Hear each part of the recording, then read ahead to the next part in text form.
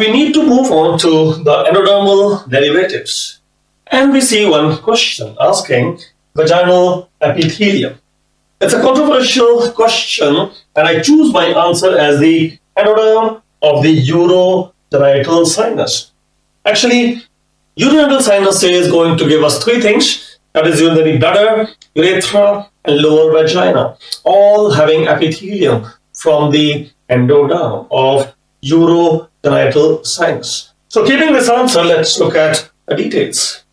The very first thing that comes from endoderm is the gut tube. If you remember, endoderm of the yolk sac will form gut tube. So let us focus upon this diagram as I'm suggesting. See, it is a section of the embryo, and you find there is a cephalocaudal folding going on. The head end of the baby is coming towards the tail end of the baby. And in that process, when the head comes towards the tail of the baby, this yolk sac is incorporated into the embryo to form the gut tube. Foregut, midgut, and hindgut. This is what we will look at again.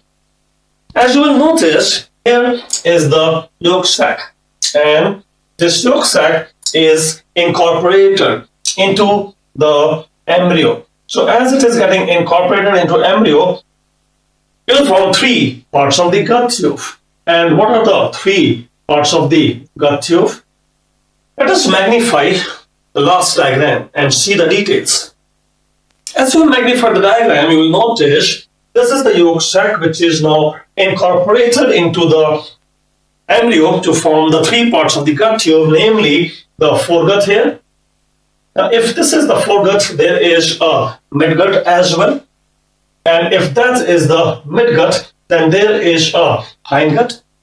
And as you are marking the hindgut there, see, hindgut is sending one diverticulum, which is called as allantois. So allantois is a hindgut diverticulum and becomes a content of umbilical cord.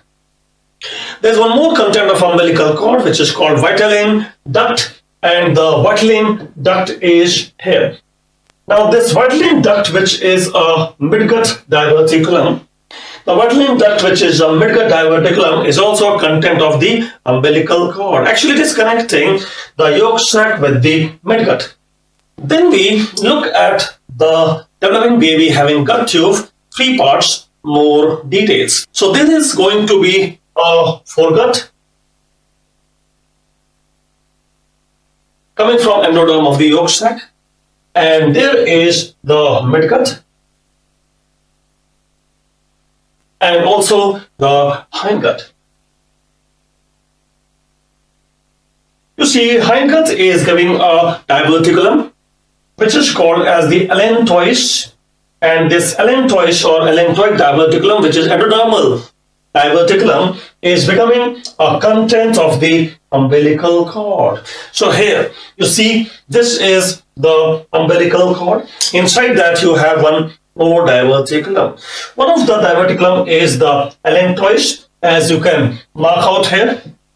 And what is the other? Other is the vitelline duct.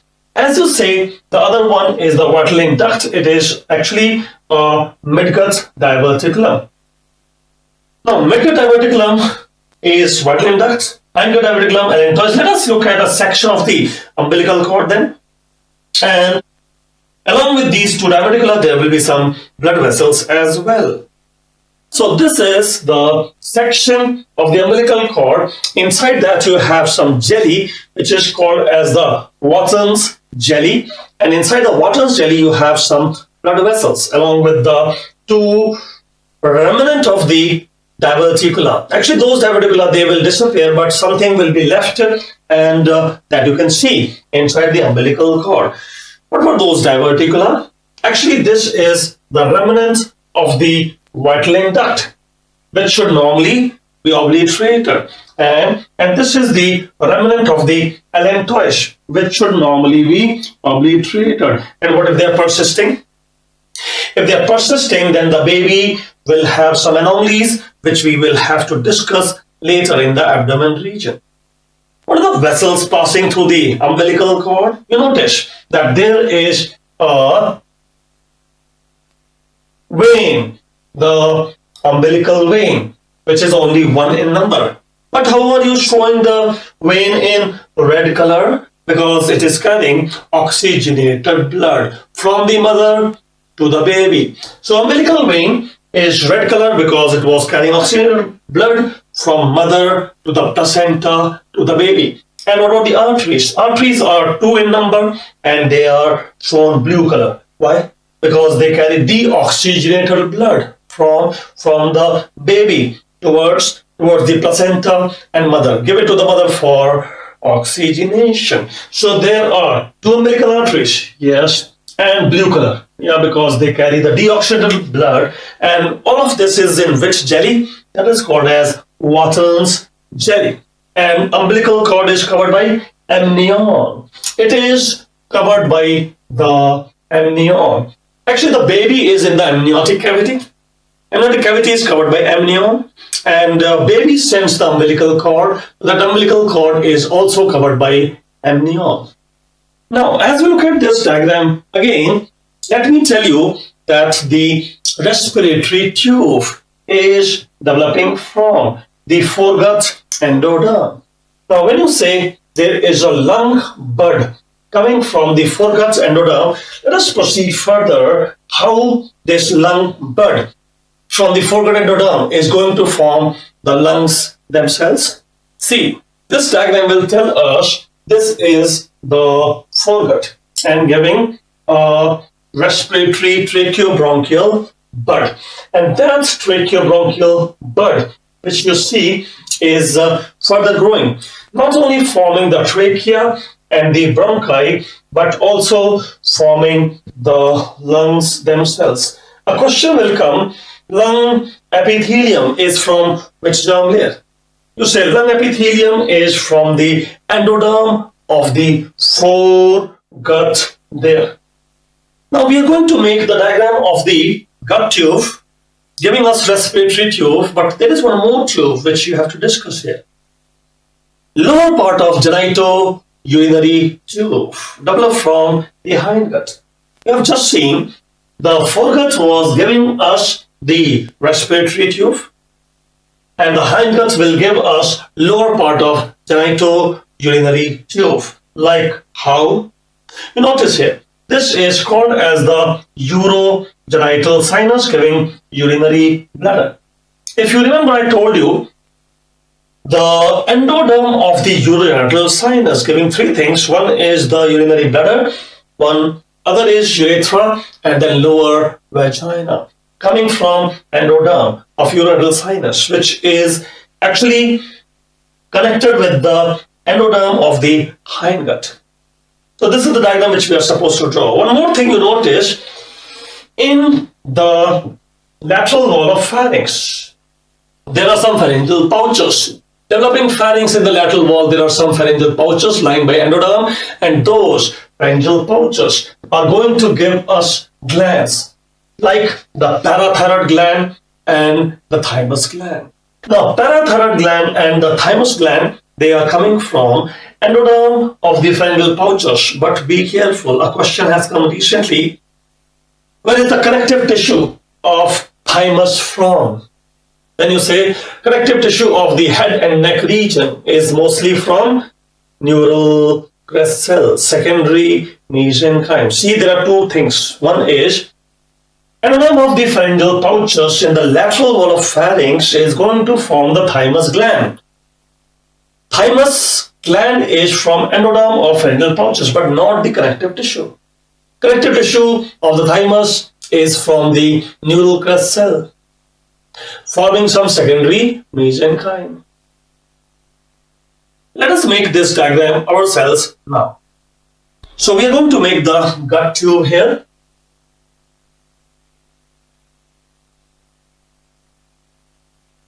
And remember, the gut tube is lined by some epithelium, and that epithelium is coming from the endoderm. Now, gut tube has 3 parts which you can mark here: the foregut, the midgut, and the hindgut. And then you can also show some septa in the foregut and hindgut. The septa called as the tracheo-esophageal septum in the foregut. This is called tracheo-esophageal septum in the foregut because in front of that is developing trachea and behind is developing esophagus.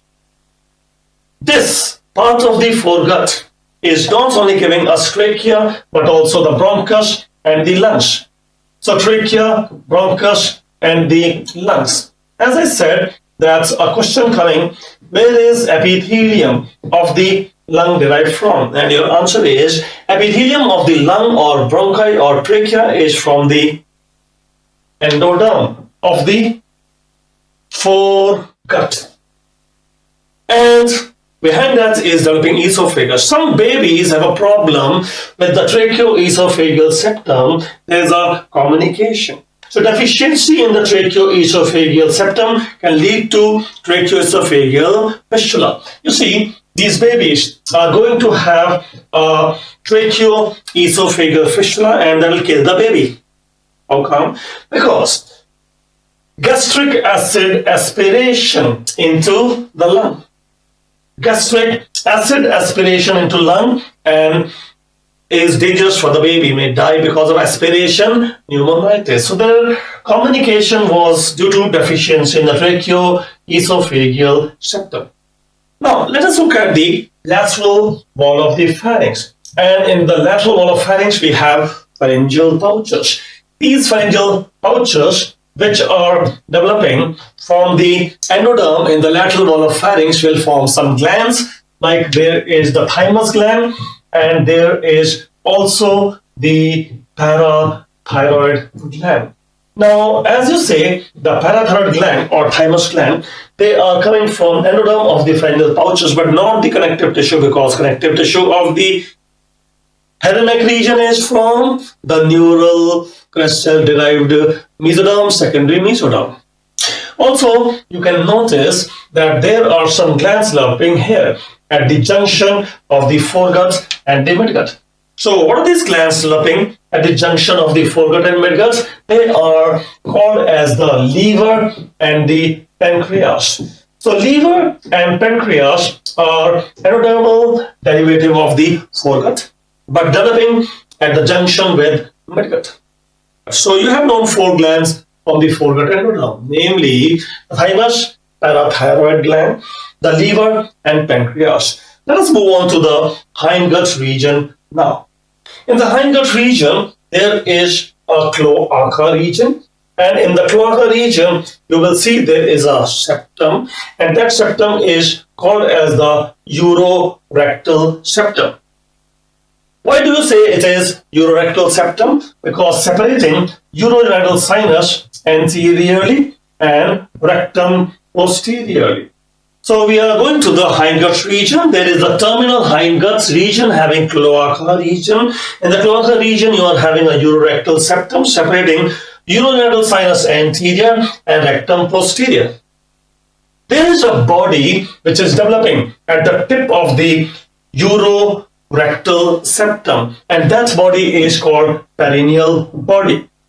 So perineal body developed at the tip of the urorectal septum is going to separate the anal canal posteriorly and the vagina anteriorly.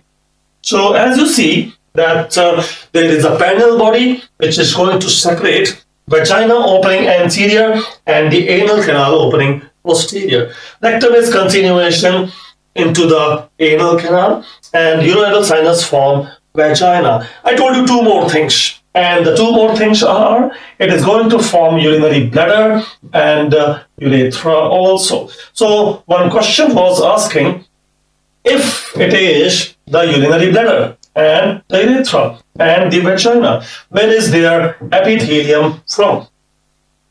And you mention epithelium of the urinary bladder, urethra or vagina is from the endoderm. Endoderm of the urogenital sinus. But be careful, not the muscles. Why? What about muscles? See, this is genitourinary system. Detrusor muscle, you remember? So, genitourinary system may be the lower part of genitourinary system. The epithelium is from endoderm of urinary sinus, but it is not forming the muscles. Then who is forming muscles? The urinary bladder has detrusor muscle, smooth muscle coming from intermediate mesoderm, which will also form muscles of urethra and vagina if they are smooth muscle. Then what about the skeletal muscles? Skeletal muscles of the vagina or urethra. If you say skeletal muscle of vagina, urethra, any skeletal muscle come from? All the skeletal muscle come from para-axial mesoderm. See, there are three things. Somebody asking, where is vaginal epithelium from? Your answer is endoderm of urinary sinus. Question number 2, where is smooth muscle of vagina from? Smooth muscle of vagina are from the intermediate mesoderm. And where is the skeletal muscle of vagina from? Then the skeletal muscle of vagina are from the para-axial mesoderm. And we are having a look over the problem where the distal esophagus is continuous with the trachea and the lung. I told you about a septum between these two. What is that septum called? In the foregut, it was called trachea esophageal septum. It is supposed to separate the trachea from the esophagus, but there is a deficiency in the septum communicating the trachea and esophagus. Upper end of the esophagus is blind, so proximal part of esophagus is blind, and the distal part of the esophagus is continuing with the trachea. So there could be gastric acid aspiration into the lung, aspiration pneumonitis, killing the baby. There's a problem of tracheoesophageal septum having some deficiency and communication. Now this question is asking the wrong statement regarding the germ layer derivatives. You have seen this question earlier as well. Chromaffin cells in the adrenal medulla came from the neural crest cells. No issue. Odontoblast, which is forming dentine of the teeth, also came from neural crest cells. So this is wrong, and that is the answer. If you're telling pancreas is from the foregut, yes, it is foregut endoderm along with the liver. If you say allantois is a diverticulum of the hindgut is endodermal, yes, it is a hindgut endodermal derivative. So the problem is with the choice number B, because odontoblasts forming dentine of the teeth are from the neural crest cell. So we'll keep this answer. We have seen this question earlier as well. Let us look at one more question here, asking us the false statement. Skin is having the ectoderm, which is surface ectoderm forming skin epithelium or epidermis, but the dermis, deeper dermis, is mesoderm. And that mesoderm is giving us dermis. In addition to that, there is neural crest cells also contributing. How come neural crest cells are contributing in skin? Because neural crest cells are giving us the melanocytes, the pigment cells. So there are some pigment cells, melanocytes coming from neural crest cells. Yes, so statement A is okay. Yeah. So what about the statement B? Ribs developed from lateral plate mesenchyme is wrong. Why it is wrong? Because ribs develop from the same source from where the vertebra are developing. Where is vertebra developing from? Vertebra and ribs come from the same source. Where is vertebra from? Paraxial mesoderm. Which part? Somite. Which part of somite? Sclerotome. So sclerotome part of somite will form vertebra and also the ribs. Ribs are not from lateral plate mesenchyme. Then who is forming? What is formed by lateral plate mesenchyme? That was the upper limb bones and lower limb bones. So upper limb, lower limb bones from lateral plate mesenchyme. Yes, but lateral plate mesenchyme do not form the ribs. What about the positioning of the craniocaudal axis? If you remember earlier, we said it is a gene, and that is homeobox gene. So that is correct statement.